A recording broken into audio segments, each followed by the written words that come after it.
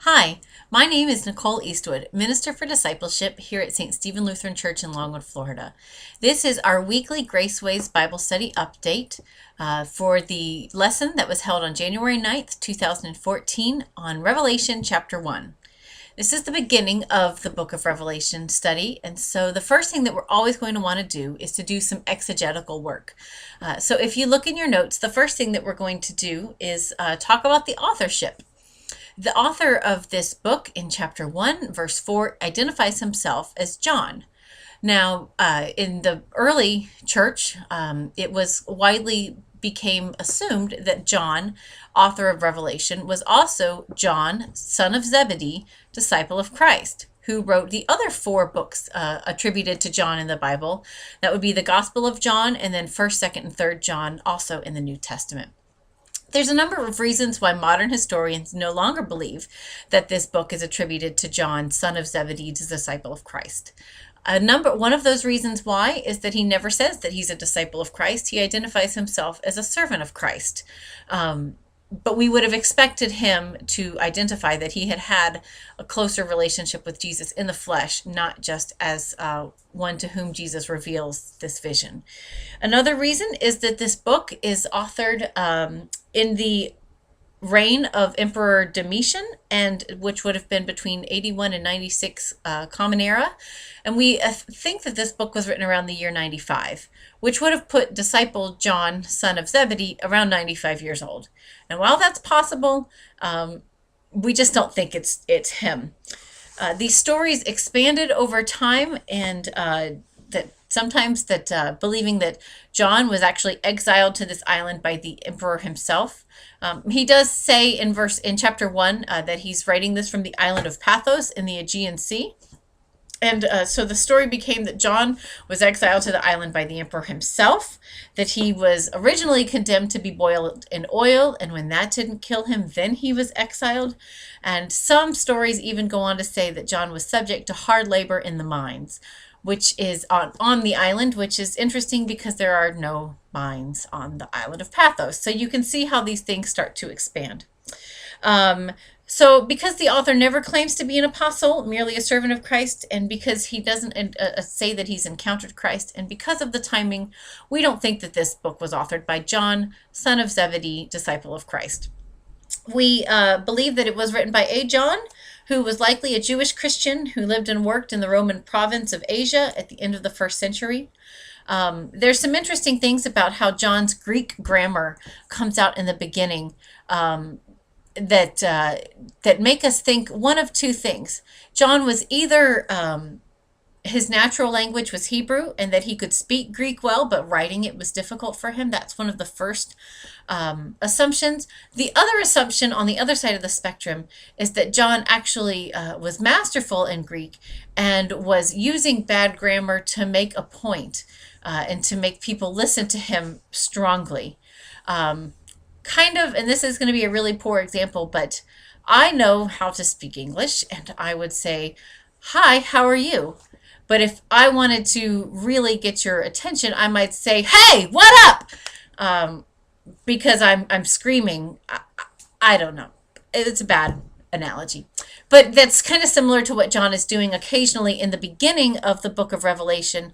Later, however, towards the end of Revelation, his grammar, he goes on to expand it so widely that we assume that he might have a better clue as to his Greek than he lets on at the beginning.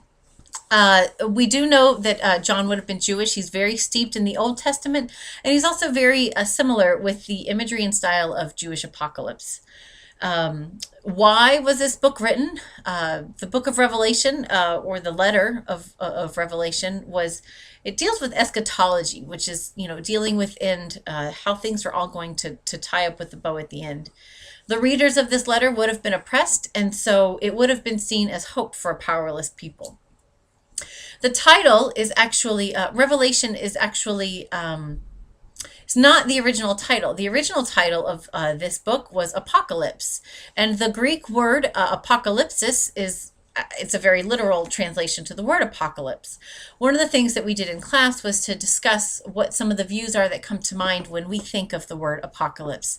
And we think of bad, horrifying imagery and fire and destruction and things of the similar to the movie Apocalypse Now, just devastating things.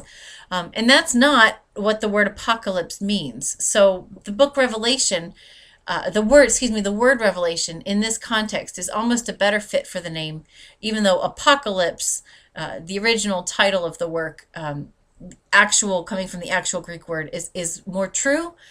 Because of our context, it's no longer the title. And apocalypse actually literally means unveiling or disclosure. And that's what this book is about. It is the Apostle John, servant of Christ, this author. It is a vision that has been revealed, unveiled, disclosed to him, he says, directly from Jesus Christ himself. And so that is what this goes on to look at. We also looked at how the book of Revelation fits in with our Lutheran context. Martin Luther did not make any efforts to hold back his displeasure for the book.